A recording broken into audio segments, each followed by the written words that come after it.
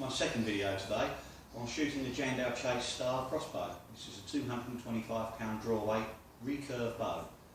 It's a clone of another one called an Excalibur, and there's a lot of politics that I've seen on forums about the merits of buying a clone. I'm on a budget, so hell, what I can afford. Now I've been using this for, well, since I got it yesterday, and I'm impressed with it. It's very, very accurate. Really, I'm using it over a 45-foot range at the moment. It's a tiny bit too short range for it. I can see this being very good out to 60 yards. But it's a good way to illustrate it. And I'm going to put a 5-round group into my little target down bottom now. And you're going to get the pleasure of seeing me grunt and strain over this thing while I try to cock it.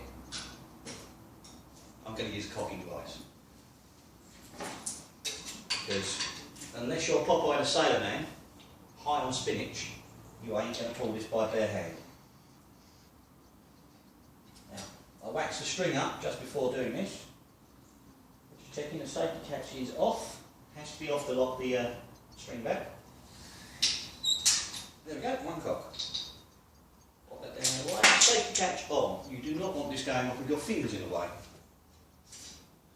One bolt.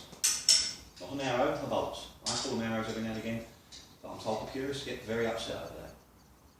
Now, I've checked all of these before this film footage was shot. None of them got loose heads, none of them got loose flights. Safety catch off. My target is about a 4-inch square piece of foam. Right through the centre. Cocking device. Now, I have a compound crossbow indoors, a Mancun 250, which was my first crossbow, and it is a brilliant piece of kit. And it can cock a lot easier than this thing. But what attracted me to getting a recurve is the simplicity. No great mysteries in changing a string on this one. I don't quite fancy having to mess with all those pulleys and levers that you have to do. And I've got the safety there. Yeah, not bad. A little bit right the first one. Now this is me giving it rapid fire. I mean, I would call this almost snap shooting, or popping up and firing this very quickly.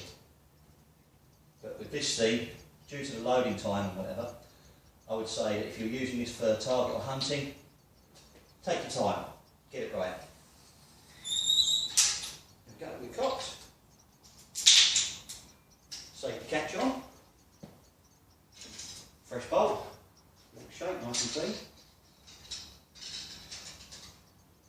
Give them a go. Safety off.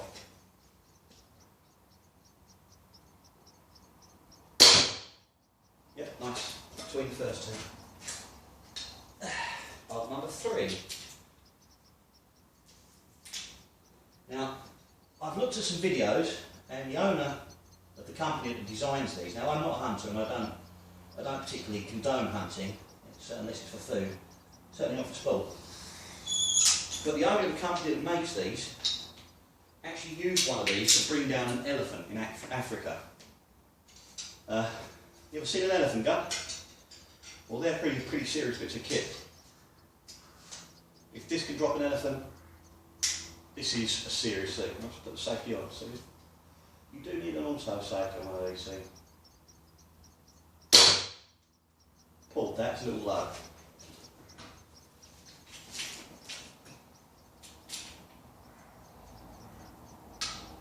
Now, I've been shooting my first group out of this after I put a very basic 0 into it.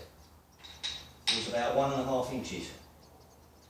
And I've been knocking flights off of arrows and all sorts lately.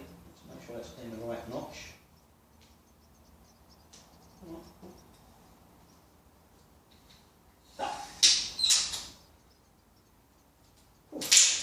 I don't recommend this bow if you're a weedy little chap.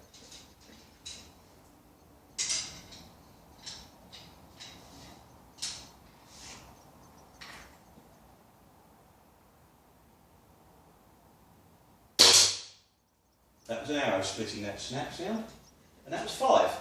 Now, lacking an assistant to fill me in my glory, I'm going to take this down there now, and you're going to see my bolts.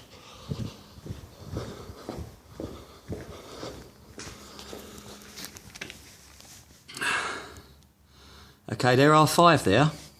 This one, if you can see it, has gone up the end of the previous bolt.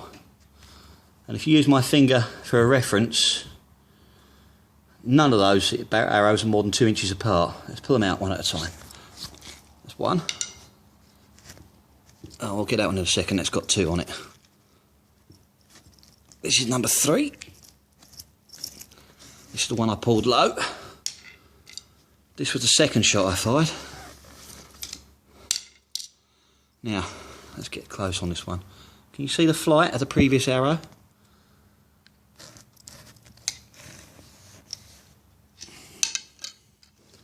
That's gone down the centre of the first bolt.